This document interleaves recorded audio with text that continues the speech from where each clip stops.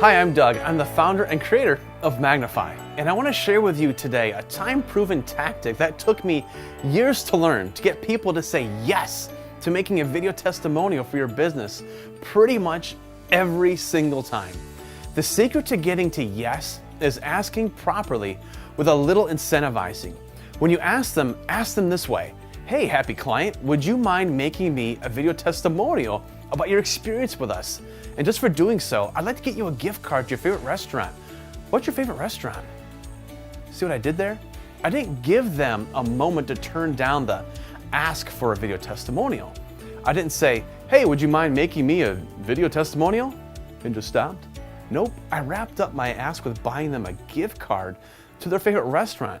So they have to say no to a free dinner or a $5 Starbucks gift card.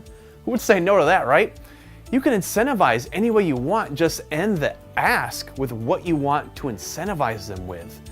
You don't have to incentivize, but if you're really wanting to get a yes, then this tactic works extremely well. There is simply nothing more powerful than a video testimonial of someone else talking about how the product you've created or the service you offer and how it made their life better. Use this simple tactic and you'll get a yes to getting a video testimonial practically every time. Thanks so much for watching.